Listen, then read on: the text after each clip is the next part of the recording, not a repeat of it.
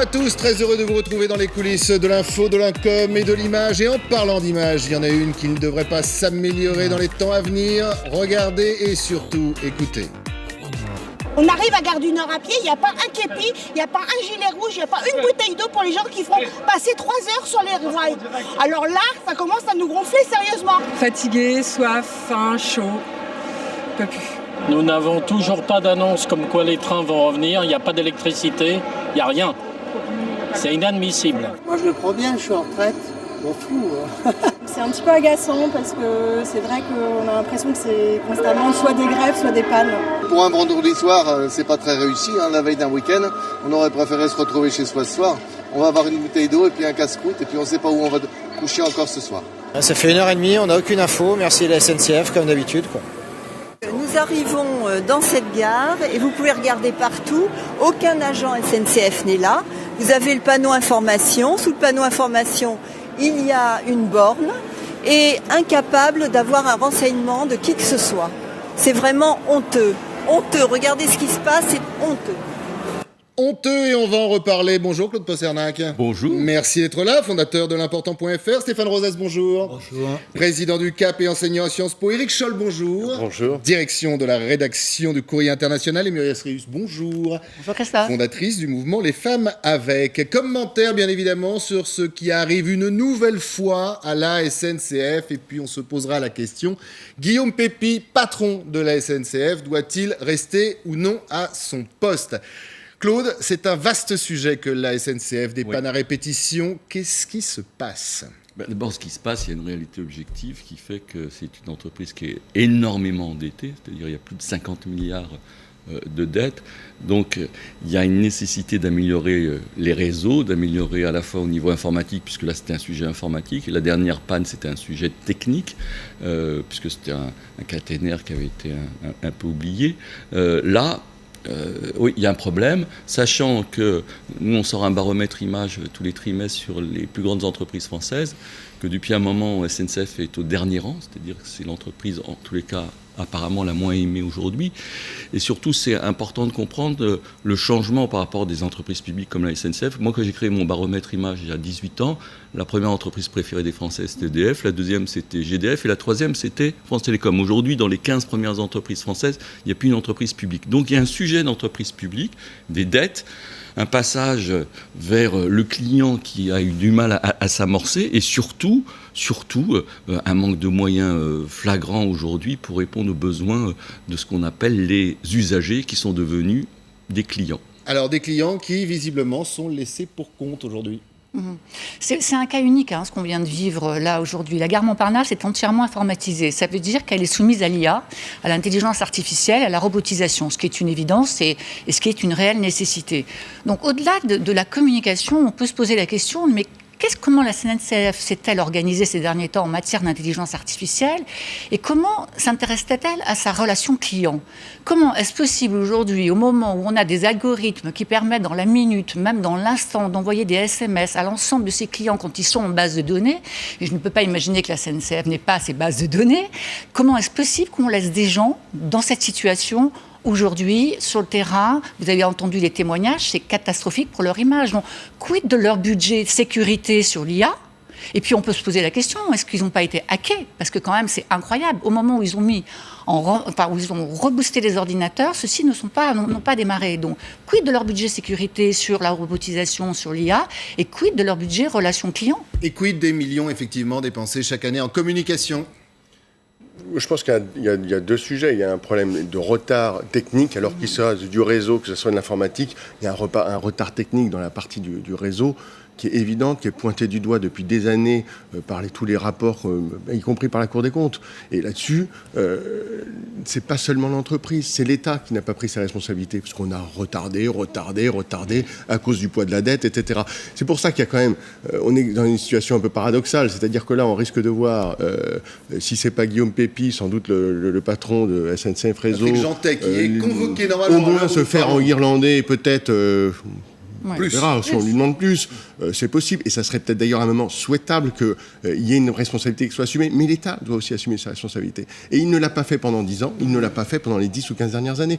Quand je dis qu'il ne l'a pas fait, il n'a pas voulu, à un moment ou à un autre, rénover sur le plan social, parce que là, il y avait des choses à faire, parce que ça coûte très cher, et il fallait, on le savait, faire des économies pour pouvoir investir dans la modernisation des réseaux. Ça n'a pas été fait, on en paye le prix, et ça va continuer, parce qu'on sait très bien que ce qui est en train d'être fait aujourd'hui, il y a actuellement des modernisations qui sont en train d'être faites, mais elles coûtent cher, et puis surtout, elles risquent, si on accumule les travaux sur 1, 2 ou 3 années, on voit bien qu'à ces moments-là, ça risque d'avoir des bugs, comme exactement ce qui vient de se passer ce week-end. Donc je pense qu'on n'a pas fini avec ce type de bug. Alors on va continuer de parler de cette relation entre l'État et vous, Stéphane Rosès. On va écouter Guillaume Pepy. Alors c'était pas aujourd'hui, Guillaume Pepy a disparu depuis hier, c'était le 26 octobre dernier. La SNCF, elle a plein de défauts, mais elle apprend de ses erreurs. Donc depuis cet incident de début août, on a vraiment remis à plat les choses pour essayer d'avoir un service qui soit plus robuste et d'avoir une meilleure information. C'est un travail d'orfèvre pour faire partir les trains à l'heure. On continue bien sûr de parler et de la SNCF et de Guillaume Pepy. Cette citation du 30 novembre, c'était au magazine Challenge. Stéphane Rosès, est-ce que la SNCF et les clients que nous sommes, on ne paye pas justement ce que disait à l'instant notre ami, la difficile relation entre l'État qui demande beaucoup et l'entreprise qui peut ce qu'elle peut? Oui, parce qu'une entreprise, a fortiori une entreprise publique, c'est un corps vivant avec un patriotisme de tous ses agents et la SNCF et également EDF sont des entreprises qui sont malades et je suis d'accord avec ce qui vient d'être dit, beaucoup de la responsabilité de l'État. Au fond, ces entreprises ont une tutelle, ça s'appelle l'État. L'État, c'est au sommet de la nation. La nation doit être capable de se projeter dans l'avenir et donc d'avoir des stratégies.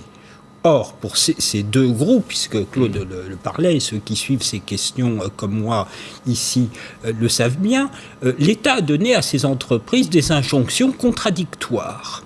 On peut même dire que, par exemple, sur la question de la SNCF, il y a eu d'abord séparation des réseaux, remise ensemble, priorité TGV et pas le quotidien. Je ne parle même pas d'EDF. Il n'y a plus au sommet de l'État de stratégie et de réflexion sur toutes ces questions-là. Donc on demande à ces entreprises de gérer avec des injonctions contradictoires. On parle de la SNCF. Lors du dernier conflit social, la précédente présidence de la République a infligé un camouflet à Guillaume Pepy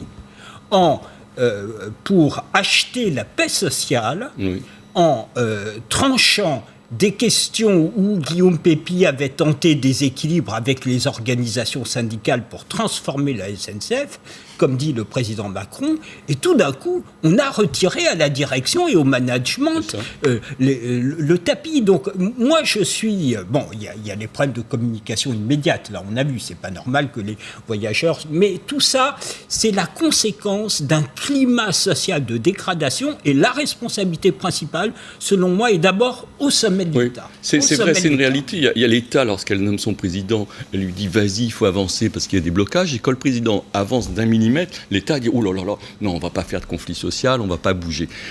Est-ce que le nouvel État incarné par le président Macron va changer la donne ou pas? Alors, il y a quelque chose. Est-ce que c'est pas un test que l'on est en train de vivre en ce moment?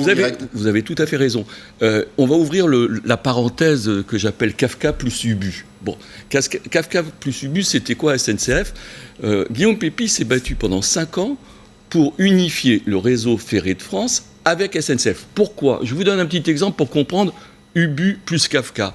Jusqu'à il y a 3 ans, lorsque vous arriviez sur une gare, vous voyez l'endroit où les trains sont affichés, c'est quai à l'horizontale, ici c'est SNCF. Dès que vous mettiez le pied sur le quai qui mène au train, c'était Réseau Ferré de France. C'était 2 sociétés qui géraient un même lieu. C'est complètement débile. Simplement, il a fallu une bagarre, justement, de la direction de SNCF, de dire on ne peut pas continuer de travailler comme ça, parce que justement, uniquement pour éviter les problèmes de grève, de communication, de panne, etc., c'est ingérable. Ça a été 10 ans de bagarre pour y arriver. Donc l'État, et là je suis d'accord avec vous, l'État ne joue pas son rôle, et l'État est dans une situation de dire surtout ne bougez pas, ne touchez à rien. Ce qui s'est passé aussi à EDF... Mais là, l'État va être obligé de bouger. Oui. Moi, je suis d'accord avec votre analyse. Sur la forme. Ça peut peut-être comme avec le préfet qui a sauté. Vous savez, à Lyon, on va peut-être faire sauter quelqu'un pour histoire de donner un signal. Mais... Oui, mais peut-être... Attendez, moi, je partage complètement votre analyse et sur la cause. Hein, mais la conséquence, c'est quand même les usagers. Donc aujourd'hui, OK, c'est vrai ce que vous dites, et j'en suis consciente, et je partage votre analyse. Mais il y a une responsabilité d'entreprise. La SNCF, ce sont des milliers d'usagers. Donc, c'est le rôle des patrons, le rôle des managers de s'interroger sur qu'est-ce qui se passe en situation de crise. Et quand même, ces derniers temps, on n'a pas arrêté. Des centaines de milliers de voyageurs bloqués. Et on est en 2017, bientôt 2018. En 2018. Enfin, je veux dire, la première conscience de cette entreprise, c'est de s'intéresser à ses usagers. On ne peut pas laisser des gens dormir dans la rue la nuit. On ne peut pas laisser des gens sans eau. On ne peut pas simplement mettre des dizaines d'équipes dans les gares, à des moments, on les voit d'ailleurs, qui font des efforts, mais qui ne sont même pas briefés. Enfin, vous avez tous pris le train quotidiennement ou hebdomadairement ou mensuellement. On a plein d'équipes sur le terrain qui ne sont pas briefées, qui sont juste là pour vous indiquer des directions. Alors que sous votre contrôle, je crois qu'il y a un budget de 150 millions qui a été adopté récemment pour éviter justement la situation qui s'est passée hier. Mais c'était il y a 4 mois, donc on peut imaginer que ça prenne un tout petit peu de temps pour se mettre en route. Et j'imagine même que dans le traitement d'hier, c'est en amélioration par rapport à ce qui s'est passé cet été. Moi, je voudrais juste faire une comparaison avec un exemple évident et à la fois radicalement opposé. C'est ce qui s'est passé récemment au Japon, où on a vu un train au Japon, un train de banlieue, partir avec 20 secondes d'avance. Je dis bien 20 secondes. La compagnie ferroviaire s'est excusée parce qu'on part toujours à l'heure au Japon, ni en avance et certainement pas en retard. Vous voyez à quel point on est dans une culture d'entreprise aussi et de relation avec les usagers qui n'a strictement rien à voir. Alors vous comme nous, vous entendez aussi depuis hier cette chansonnette qui va nous dire il faut privatiser la SNCF. Oui, non, on privatise. Là aussi, il n'y a pas que l'image, bien évidemment. Il y a une réalité. On parlera peut-être grâce à vous, Eric, de ce qui se passe en Angleterre. On ne peut pas être totalement dupe du non-fonctionnement. Mais comment vous privatisez, ça avait été le cas d'EDF également, lorsque vous avez des régimes spéciaux, comme il existe à SNCF. Par une volonté politique. Non, mais vous êtes dans une réalité, quand vous faites des calculs et que vous devez faire la valorisation de l'entreprise. L'entreprise, aujourd'hui, ne vaut rien.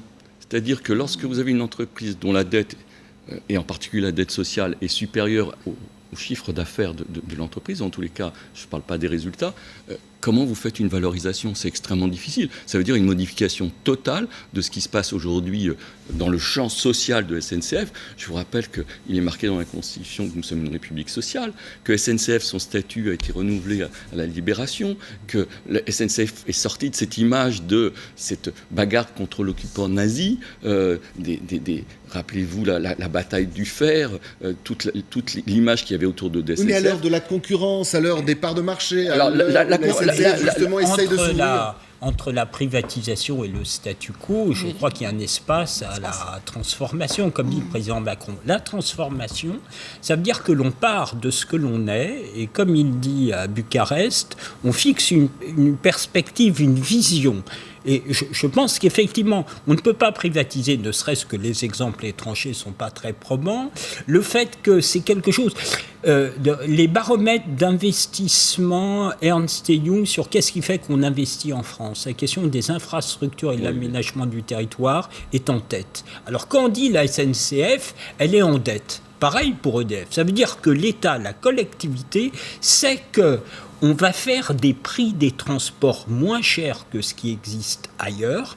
Pareil pour l'électricité, parce qu'on considère qu'il est de l'intérêt national de le faire. Si c'est une entreprise privée, nonobstant sous les clauses effectivement sur les régimes spéciaux, les statuts et tout, ça ne fonctionnera pas. Par contre, il faut transformer et on peut espérer que la nouvelle présidence et l'équipe gouvernementale donnent une politique cohérente. On voit en matière d'électricité, le président Macron a demandé que pour le début de l'année prochaine, il y ait à EDF des propositions avec des scénarios cohérents. Tout ça n'a pas été fait pendant des années. Par effectivement manque de vision, manque de compréhension de manque de courage, visiblement. Manque de courage, ça a été dit. Donc il faut une fermeté politique, une compréhension et mettre en mouvement ce corps social qui est fait de cheminots, d'ingénieurs motivés, intelligents. Et il faut le dire, sans doute que Guillaume Pepy a été dans la dernière période, et on peut le comprendre, un peu déstabilisé, un peu seul sur la façon dont les choses Alors, on va revenir, si vous êtes d'accord, son... sur Guillaume Pepy, sur l'exécutif aussi, à part cette convocation, d'ailleurs elle n'a toujours pas eu lieu ce matin, normalement c'était 9h, par la ministre du Transport, du patron, du PDG de la SNCF Réseau. Seul s'est exprimé, c'était Édouard Philippe, c'était au Sénat, c'était le 1er août 2017. Écoutez. Que ce soit dans la mobilisation des gilets rouges qui permettent d'informer les utilisateurs, que ce soit dans la qualité, ou en l'espèce, dans l'absence de qualité, de l'information qui a été transmise aux usagers, qui venait de sources différentes et qui était donc souvent imprécise et parfois contradictoire, ce qui n'est pas acceptable. Nous avons, SNCF Réseau, SNCF Mobilité A, des progrès considérables à faire. Nous avons des progrès considérables à faire. Petite information, nous sommes en direct. La réunion a bien commencé avec Patrick Jeantet et la ministre des Transports, mais il est arrivé, nous dit-on, par une porte dérobée, donc pas d'image et pas de caméra. C'est peut-être là aussi un signe. On a l'impression que ça chauffe quand même un petit peu. Mais encore une fois, les questions de fond, elles sont aussi... on parlait de la privatisation, je ne crois pas, mais là, il y a quand même une mission de service public importante. On a l'impression que cette mission de service public n'est pas toujours assumée totalement, et pas uniquement d'ailleurs dans le côté technique, dans l'assurance, dans l'offre du service, aussi dans les prix, on l'a bien vu. Il y a eu des tentatives de la part de la SNCF de faire des nouvelles offres, des nouveaux produits, mais on sent bien que sur... Ils sont d'accord sur le fait que la politique tarifaire est c'est un peu du grand n'importe quoi quand même aujourd'hui. Oui. Mais elle est centrale. Et je pense que dans la dégradation du rôle avec la politique centrale, elle est centrale, la politique tarifaire. Pourquoi ? Parce qu'il y avait un contrat entre les Français et SNCF. SNCF, je vous rappelle, C36 dans cet imaginaire, ça nous permettait d'aller au congé payé de façon démocratique et pas cher. Et là, il y a eu une rupture de contrat, c'est-à-dire que lorsque vous partez au mois de juillet et que vous devez, ou le mois d'août, et vous devez prendre vos TGV et que vous avez 3 ou 4 enfants, ça coûte extrêmement cher. Donc la première rupture avec la SNCF, c'était une rupture tarifaire. Et la difficulté qu'ils ont en termes de com, c'est que lorsque vous faites pendant l'année des promos, vous allez annoncer que vous allez faire des TGV à 30 €. Vous dites, mais pourquoi moi qui prends le même TGV avec le même service, je vais le payer 150 ? Donc, quelque part, même la communication met du sel sur les plaies. C'est-à-dire que quand vous dites qu'il y a des TGV en ce moment à 30 €, c'est un effet encore pire que ce que vous vivez. C'est-à-dire, attendez, moi, je vais payer 150, ce que d'autres vont payer 30 € parce qu'ils vont voyager le mardi dans des conditions qui sont les mêmes pour moi. Donc, il y a des sujets. Et puis, il y a une autre chose, c'est l'organisation au sein même de SNCF. Vous avez ce qu'on appelle des BU, des business units, et ces business units sont autonomes les uns par rapport aux autres. Vous avez souvent à la tête des représentants de ce que j'appelle la bourgeoisie d'État qu'on met à la direction et qui se protègent. Donc à un moment donné, pour parler le même langage, lorsque vous avez des business units qui ne disent pas forcément la même chose, le boulot pour Guillaume Pepy, avec d'un côté ses actionnaires et de l'autre côté des gens qui ont la liberté de faire un peu ce qu'ils veulent dans leur business unit, c'est extrêmement difficile. On va continuer à parler dans quelques instants. Dernière petite question quand même sur le sujet. Où est passé Guillaume Pepy ? Un temps, on a dit que c'était l'un des papes de la communication. Là, le temps a l'air plutôt compliqué, ou les temps ont l'air compliqués. Moi, il me semble qu'on a quand même un président un peu fatigué, quoi. Je veux dire, sûrement complètement désabusé, qui a été lâché, on l'a dit, à différentes périodes de décisions essentielles. Donc, on a à la tête de cette entreprise qui doit faire sa révolution, parce que tout ce qu'on dit autour de ce plateau, là, aujourd'hui, c'est la SNCF doit faire sa révolution. On a vraisemblablement un président un peu fatigué, un peu désabusé. Il faut que l'État prenne des décisions. On ne peut pas continuer à laisser des usagers dans ces situations. Il faut que la mission de service public soit rendue. Donc, il faut que l'État prenne une décision. Guillaume Pepy, un président sursis ? Oui, je pense. Aujourd'hui, oui, il y aurait de la part de l'État un bon moyen pour se dire, pour essayer de poursuivre les changements. Regardez, on change. Mais encore une fois, pourquoi faire parce que je pense qu'il n'y a pas forcément des mérités, mais c'est dans ça n'a de sens que s'il y avait une stratégie et que ça permettait justement de lancer un nouvel élan. Donc d'abord une stratégie, ensuite... En plus, l'État juste n'a un plus mot le sur choix, Guillaume là, Pépi, aujourd'hui, c'est hein. tout sauf un carriériste. C'est un homme qui est amoureux, passionné de la SNCF. Je vous rappelle, c'est quand même un type qui sort de l'ENA, qui connaît le chemin habituel, qui pourrait être patron de grosses boîtes où il gagnerait 10 fois plus qu'il le fait. Il a attendu pendant 10 ans comme directeur général pour devenir le président. Depuis les présidents, on lui a proposé plein de postes où il gagnait beaucoup plus d'argent. Il a toujours refusé. C'est quelqu'un qui est passionné par SNCF. Alors c'est vrai il y a une part d'usure, et je suis tout à fait d'accord avec vous. Simplement, c'est un débat beaucoup plus général que de prendre une pique en disant mettons la tête sur la pique d'une personne qui, elle, profondément est attachée à l'entreprise. On verra ce qui ressortira de cette réunion. Je vous rappelle qu'il tient en ce moment entre la ministre des Transports et Patrick Jeantet, le PDG de la SNCF Réseau. Il est 9h26, il est temps de râler. Vous allez voir après le rail, la route. À tout de suite. Et oui, l'information est tombée ce week-end, fini. Le 90 sur les nationales, c'est 80. Il va falloir rouler maintenant. Et ce dès 2018, déjà expérimenté depuis 2015 du côté de Valence. La question demeure quand même posée quant à l'efficacité. Regardez. C'était en juillet 2015. Sur ce tronçon de la nationale 7 au nord de Valence, la vitesse est limitée à 80 au lieu de 90 km/h. Un axe très fréquenté par les poids lourds. On y dénombre alors un accident mortel tous les ans. On fait beaucoup de routes, c'est long, 80, on a l'impression de ne pas avancer. 2 ans plus tard, la vitesse est toujours limitée à 80 km/h. Mais la mesure a-t-elle vraiment permis de réduire le nombre d'accidents ? Pas du tout. Si on perd un temps fou pour pas grand-chose, que ce soit 90 ou 80, ça ne change rien. C'est une grande route, donc on voit assez loin, on peut rouler quand même à 90. Je vois pas pourquoi ça changerait les choses. Moi, ça me dérange pas en tous les cas. Le bilan officiel de cette expérimentation n'a pas été divulgué par la préfecture. Pour ce garagiste, la limitation de vitesse a parfois engendré des embouteillages. Cet été, il y avait plus de bouchons que les autres années. Conséquence de la limitation de vitesse, une explosion des contraventions. Entre 2014 et 2016, le nombre de flashs enregistrés par ce radar a augmenté de 300%. Allez, rapide tour de table sur cette limitation de vitesse. Le problème des Français, de nous bien évidemment, face à la vitesse. Bon, moi, j'ai envie de dire, comme François Fillon, arrêtons d'emmerder les Français, quoi. Ou alors, ça participe d'une vision et d'une stratégie future qui est de préparer la voiture connectée, la mobilité, le covoiturage, et on est dans une vision à long terme où, finalement, on veut supprimer la voiture telle qu'elle existe aujourd'hui. Mais sinon, bon, arrêtons d'emmerder les Français. Arrêtons d'emmerder les Français. Moi, je ne suis pas du tout d'accord avec cette façon de voir, mais absolument pas. Je pense que si on passe à 80, c'est pas pour emmerder les Français, c'est parce que des calculs qui ont été faits. Alors après, on peut essayer de vérifier les calculs. On sait qu'en réduisant la vitesse, il y a une incidence, il y a une corrélation sur l'accidentologie, sur le nombre d'accidents, surtout sur le nombre de vies humaines. C'est la 3e année où le nombre de morts sur route remonte. C'est la première fois qu'on ait une telle remontée depuis 30 ans ou 40 ans. Il faut faire quelque chose. C'est une mesure qui a été préconisée. On sait qu'en faisant ça, on peut économiser peut-être entre 400 et 500 vies humaines. Faisons-le, heureusement. Et faisons-le de façon complète et non pas... Là, on a fait un essai pendant quelques mois. Faisons-le maintenant totalement sur l'ensemble du parcours français de toutes ces nationales qui sont en simple voie.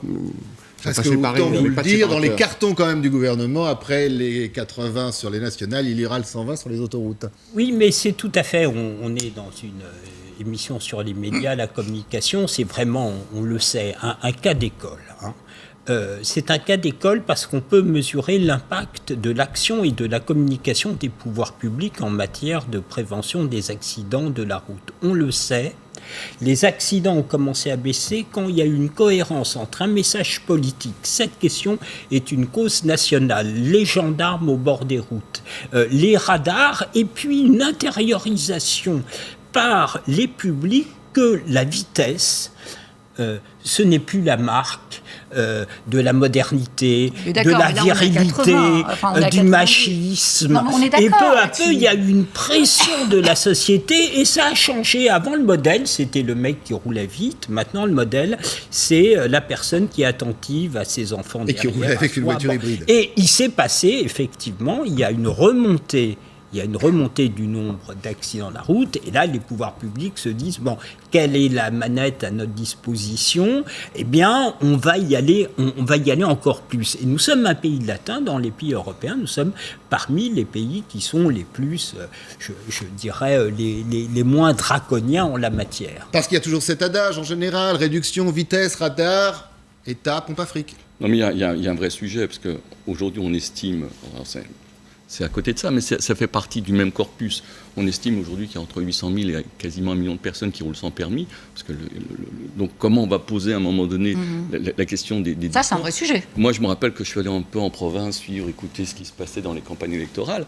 Un sujet qui n'est jamais remonté jusque dans les médias, mais qu'on entendait sur le terrain, c'était les gens qui disaient « Moi, j'ai plus de points. Je n'ai plus de points. » L'autre fois, je me suis fait arrêter dans mon Gers. J'ai 12 points. Les gendarmes en revenaient pas. Ils se frottaient les yeux. J'étais un héros. J'avais 12 points. Et je continue sur le Gers. Vous êtes notre héros. Oui, mais j'étais un héros, franchement. Ils appelaient. Jean, viens voir. Jean, viens voir. Il a 12 points. Le gars, il était sur sa tablette. C'était vrai. Il avait 12 points. Et pour finir sur le Gers, quand même, un mot. Il y a des petits trous dans le Gers. Je ne parlerai pas sur les nationales, mais sur les départementales. Oui, il y a des départementales. Oui, il vaut mieux rouler même à moins de 80, 90. C'est impossible. Vu l'état de certaines départementales, c'est vraiment impossible. En plus, il y a les vies. Puis deuxièmement, il y a aussi un sujet d'environnement. Lorsque vous roulez moins vite, vous créez moins d'effets de serre. Et on n'arrête pas de parler qu'il faut sauver la planète. C'est un moyen de sauver la planète. On va quitter les routes du Gers et on va partir là où il y a de très très belles routes. En Corse, bien évidemment. Après les résultats du premier tour des élections territoriales, plus de 45% des votes pour la liste nationaliste. Un score sans précédent dans l'histoire de l'île. Et une question qu'on va se poser. Va-t-on vers l'indépendance? On écoute ça, on en parle après. Un espoir énorme pour l'avenir de notre pays. C'est énorme ce qui se passe ce soir. On a écrasé tout le monde. Écoutez, on pense déjà à l'autonomie. L'indépendance, on en parlera lorsque l'autonomie sera véritablement mise en place. On a un pays à construire. Construisons-le, développons notre pays, parlons notre langue, ne rejetons personne. Et on va vers notre autonomie tant désirée. Et puis après, les Corses voteront en âme et conscience les institutions qu'ils veulent pour la Corse de demain. Et on retrouve avant ce plateau, bien évidemment, notre envoyé spécial Noé Gandillot qui se réveille dans un pays, on vient de l'entendre, on parle d'autonomie, on parle également d'indépendance. Que dit la presse ce matin, cher Noé ? Eh bien écoutez, il y a un mot, une expression qu'on entend énormément depuis hier soir, notamment on l'a entendu dans la bouche de Gilles Simeoni, le leader autonomiste, c'est celui de raz-de-marée. Et forcément, on le retrouve, ce mot, à la une de Corse Matin, tsunami, raz-de-marée électorale. Alors le kiosquier ici dans le centre-ville de Bastia nous disait qu'il n'y avait pas forcément plus de ventes de journaux ce matin que d'habitude, pas du tout parce que ce scrutin il n'intéresse pas les Corses, mais parce que finalement ce résultat, ce n'est pas tellement une surprise. On sait que les nationalistes ont multiplié les succès électoraux ces dernières années, notamment à Bastia. Ici, la mairie de Bastia, pour la première fois, est devenue gérée par un leader nationaliste en 2015. Et puis surtout, aux dernières législatives, 3 députés sur 4 en Corse aujourd'hui, appartiennent à cette tendance nationaliste. On discutait avec un groupe de 4 hommes, 4 personnes qui avaient des sensibilités complètement différentes, sensibilités politiques différentes. Tous ont voté pour un candidat différent hier soir, mais personne n'était surpris. Et puis tous, surtout, reconnaissait la grande habileté de la campagne menée par Gilles Simeoni qui n'a presque jamais parlé d'indépendance, toujours parlé d'autonomie. Et puis le dernier point qui revient aujourd'hui dans la bouche des Corses et dans la presse, c'est le fait que beaucoup de jeunes ont voté pour les nationalistes. Et c'est vrai que ça, c'est un phénomène que l'on observe, la ferveur de la jeunesse pour les listes autonomistes et indépendantistes. Merci beaucoup Noé Gandillot d'avoir été avec nous dans la médiasphère. Alors autant lâcher tout de suite le mot, oui, non, l'indépendance, première étape, prochaine étape. Bon, déjà, la première chose, c'est que le phénomène vieux monde, nouveau monde a traversé aussi la Méditerranée et on retrouve ce sujet en Corse. C'est-à-dire qu'il y a un nouveau monde qui s'incarne. Alors vous allez me dire peut-être avec... Alors pas le monde en marche parce que c'est une claque quand même hier sévère pour les partis. Non, mais un nouveau monde, c'est-à-dire qu'une alternative hors dehors des partis politiques classiques. C'est-à-dire si vous regardez simplement les scores de Porto Vecchio, qui étaient quand même un bastion, les Républicains depuis des années, ils frôlent la majorité, ils sont quasiment à 49%, les autonomistes et indépendantistes.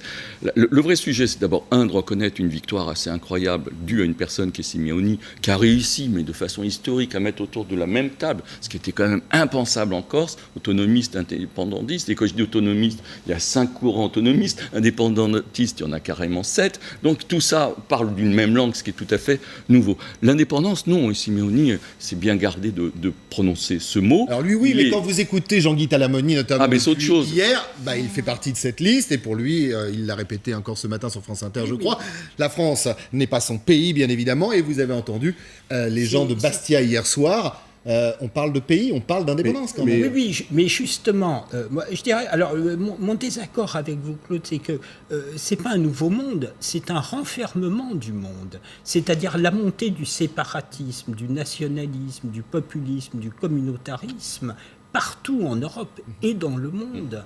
C'était dans le sens rejet des vieux partis. Oui, bien sûr. Mais c'est quand même la marque de peuples qui, ayant le sentiment qu'ils n'ont plus une maîtrise sur leur destin du fait des modalités de la globalisation économique, financière, numérique, se renferment sur leur espace immédiat. Alors, effectivement, il y a une combinaison gagnante qui essaye des indépendantistes et des autonomistes. Pourquoi ? Les indépendantistes font peur et les autonomistes, c'est la garantie qu'on a plus de pouvoir tout en continuant à toucher l'argent de la métropole. Et donc, cette combinaison indépendantiste-autonomiste, c'est vraiment le beurre, l'argent du beurre, le sourire de la crémière. C'est-à-dire, on a plus de moyens, on se fait plus entendre de Paris, et en même temps, on est dans une contestation confortable parce qu'on l'a entendu. On dit, oui, enfin, d'abord l'autonomie, on verra l'indépendance. Donc, Talamoni, c'est le méchant qui fait peur dans les salons bourgeois, et les autonomistes, c'est ceux qui raflent la mise, tout ça dans un contexte terrible, européen et mondial, de renfermement, de rétrécissement des individus, de leur espace mental. Petit sourire de Mireille Rius, qui connaît bien la Corse. Oui. Vous êtes corse ? Moi, je suis née à Bastia. Ah, vous allez pouvoir retourner en Corse, quand même. Je crois qu'elle y va déjà, mais bon. Non, mais c'est vrai, je suis née à Bastia, effectivement. Oui, donc j'y ai passé toute mon enfance et j'ai des attaches très particulières là-bas, familiales et amicales. Moi, ce que j'espère, c'est que ça va remettre un peu d'ordre, quand même, et un peu de paix. Dans cette partie de la France. Et quand même, il faut reconnaître qu'ils travaillent plutôt bien. Ils ont bien bossé, ils ont mis de la modération. Au vu des premiers résultats, oui, ils ont bien bossé. Ils ont mis de la modération dans leurs propos, le langage guerrier a quand même pour le moins disparu. C'est très malin de parler d'autonomie et pas d'indépendance. C'est pas comme la Catalogne. Là, il y a une intelligence de comportement, il y a une intelligence politique qu'il faut souligner. Et puis, ce qui me paraît aussi important, c'est cette ferveur des jeunes. Aujourd'hui, bon, il n'y a pas de candidat PS. La République En Marche peine à s'imposer en Corse très, très largement. Mais bon, ces jeunes qui se sont mobilisés pour aller voter, cette ferveur, ça va peut-être mettre un peu de calme en Corse, et on en a besoin. Éric ? On regarde souvent ce qui se passe ailleurs en Europe, et c'est vrai on voit ces mouvements séparatistes, on le voit évidemment en Catalogne, on l'a vu aussi récemment en Italie, en Vénétie. Bon, il y a quand même une énorme différence avec la Corse. Juste Catalogne-Corse. La Catalogne, 7,5 millions d'habitants, 19% du PIB espagnol, une région très riche. La Corse, 660 000 habitants. Qu'est-ce que c'est ? 0,4% du PIB français. Je veux dire par là qu'on n'est pas du tout dans les mêmes rapports, ce n'est pas exactement le même séparatisme des riches. C'est autre chose, c'est un séparatisme alimenté par un nationalisme corse depuis des années. Maintenant, pour le gouvernement français, la question corse va commencer à se reposer, parce que évidemment, on imagine bien que les nationalistes ne vont pas rester juste sur cette victoire. Ils vont demander des choses, ils vont demander un dialogue, ils vont demander le maximum, et là, il va y avoir des bonnes discussions. L'indépendance, bien évidemment. L'autonomie, un nouveau statut d'autonomie, bien évidemment. Non, et puis surtout, il y a une volonté quand même d'agir au mieux dans ce contexte de décentralisation. Donc peut-être qu'on est passé de 103 élus à 63, donc on imagine qu'on bossera mieux.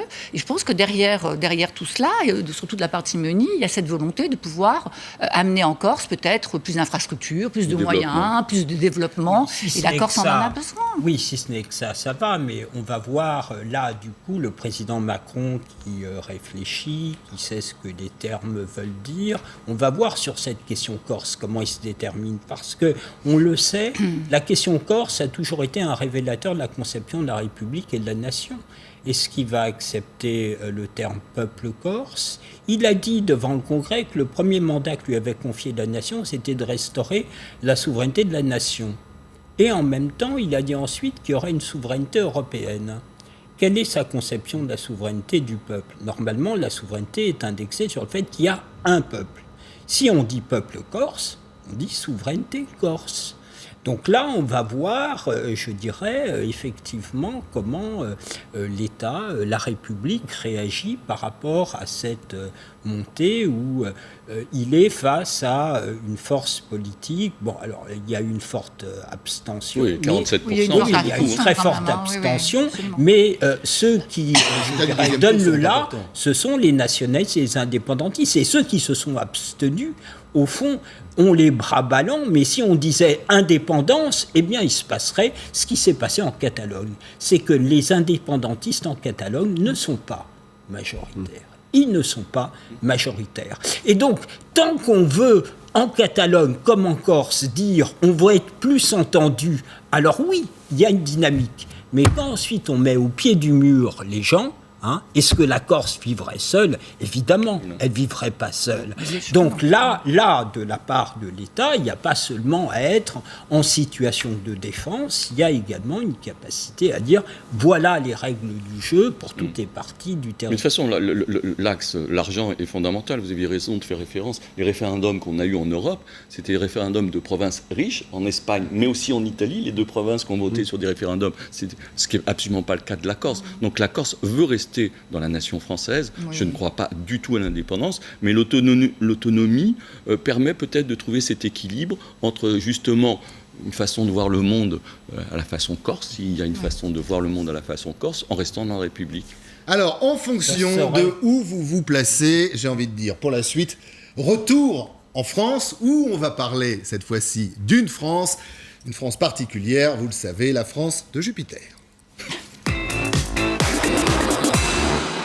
Et dans cette France, il y a la visite du Premier ministre en Nouvelle-Calédonie. 5 jours pour écouter, pour dialoguer sur fond d'enjeux économiques, écologiques. Édouard Philippe continue à se faire un nom, un style même, vous allez le voir, qui n'est pas sans rappeler, certains l'ont bien connu, un certain Jacques Chirac.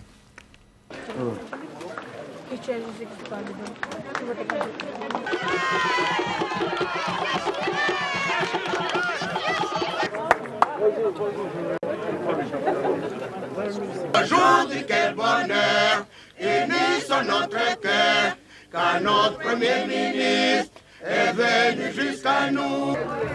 Bonjour, merci. Bonjour. Le champion. Endroit pour mettre la plainte. À côté de lui.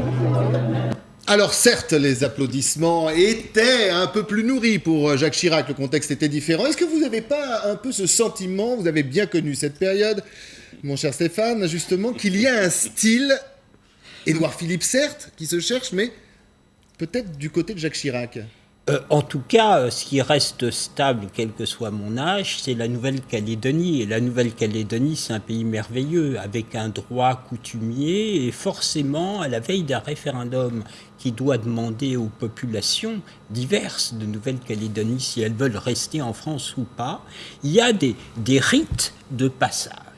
Et là, on le voit d'ailleurs dans les négociations entre forces politiques, la question du droit coutumier dans un pays qui a une tradition républicaine et démocratique est tout à fait importante. Alors, pour répondre à votre question, quand même, Jacques Chirac, c'était Jacques Chirac. Oui. Quoi. Il aimait, enfin, il faut en parler au présent, il aime le genre humain, il aime les hommes, il fait ça spontanément, il est dans une sorte de liesse.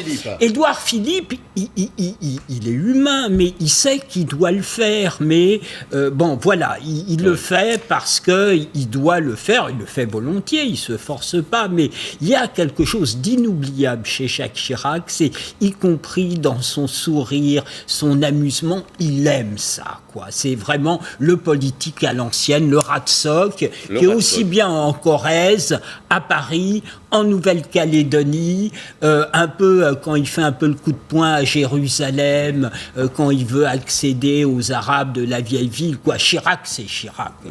D'accord. Et Édouard Philippe, c'est Édouard Philippe. Quand même, avant de parler d'Édouard Philippe, souvent ici on est pris par l'actualité, justement, aux chaînes d'infos. C'est bien des fois de donner un peu de recul. Moi je me rappelle en 88, il y a un homme formidable qui s'appelait Michel Rocard, qui a fait la paix en Nouvelle-Calédonie. Il faut s'en rappeler. La paix a été faite il y a 30 ans. Et c'est pour ça qu'il y a ce référendum aujourd'hui. C'est important de se remettre un peu dans cette durée. On a négocié il y a 30 ans. On a permis de se dire, on se donne 30 ans pour réfléchir, et il y a un référendum qui sort 30 ans plus tard. Donc ça, c'est la première chose, c'est bien de le rappeler. La deuxième chose, sur le Premier ministre, vous dites qu'il se cherche, je crois qu'il est en train de se trouver aujourd'hui. Il se retrouve sur deux choses. Un, il n'est pas du tout rat-de-soc, parce que justement, le rat-de-soc, c'est ne rien faire, ne rien changer. Jacques Chirac, ça a été l'émanation de ça. C'est-à-dire que pendant 12 ans au pouvoir, rien ne s'est passé dans la France. Vous allez froisser un certain nombre de gens. Non, mais c'est une réalité. Si vous preniez, moi je me rappelle quand Sarkozy a été élu, les journalistes internationaux ont dit, bon, on va sortir de Brejnev. C'est-à-dire qu'il y a eu une glaciation pendant 12 ans, rien ne s'était passé. Et d'ailleurs, bon... Non, il avait fait le Veldiv. Oui, non, mais... C'était la réaction Veldiv. D'un point de vue éthique et culturel, et là-dessus, Jacques Chirac était la guerre en Irak. a été remarquable, mais d'un point de vue économique, social, dans ce pays, rien ne s'est passé. Édouard Philippe, il est dans une autre logique. Il est dans une logique, justement, jupitérienne. C'est-à-dire que je suis là, il faut que je montre, puisque le président de la République... Est-ce que c'est une logique jupitérienne ou est-ce que c'est une logique Édouard Philippe? C'est quelqu'un qui prend son temps, 5 jours en Nouvelle-Calédonie. Il y a un temps, Édouard Philippe. Il a un Jupiter à côté de lui, donc il cherche sa marque, sa propre marque à côté il cherche sa propre marque en étant un Premier ministre qui n'a pas de majorité à lui. Et finalement, il s'en sort pas mal. Il est en train d'imprimer une sorte d'identité, avec son humour. Il a de l'humour, il est à la fois sérieux et de l'humour.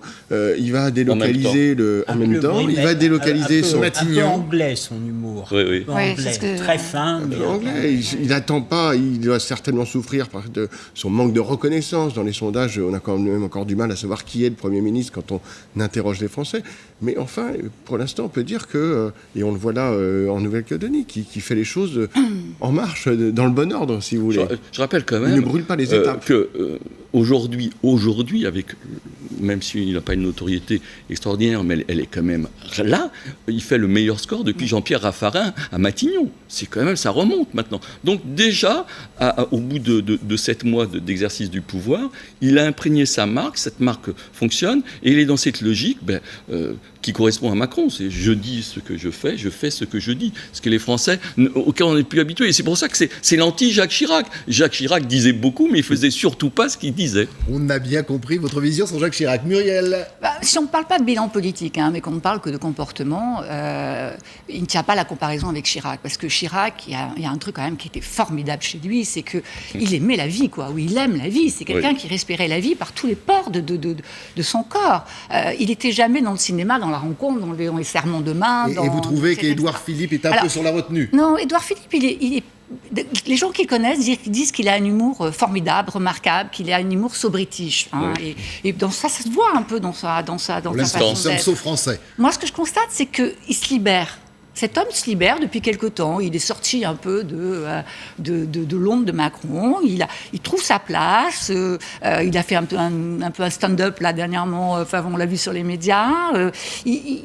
En termes de comportement, moi, je le trouve libéré, voilà. Et bon, après, la vraie question, c'est qu'est-ce qu'il va laisser dans l'histoire de la politique? Parce qu'un homme politique, c'est aussi des actes, c'est prendre des décisions, c'est agir. Donc là, après, cette question-là, on se la posera peut-être dans quelques mois. Ça, on peut dire quand même que ça dépote au gouvernement depuis 7 mois. Et si vous vous rappelez de ce documentaire de Depardon, on voit Chirac faire la campagne municipale de Paris 78. C'est loin, mais c'est beau. Qui répète pendant c'est le metteur en œuvre de la politique d'Emmanuel Macron, quoi. C'est celui qui gère une équipe gouvernementale et il est indexé sur Emmanuel Macron. Et qui a décidé de délocaliser, on en reparlera pendant 3 jours, Matignon dans son ensemble. Merci à tous d'avoir participé à cette Médiasphère. Merci à vous de votre fidélité.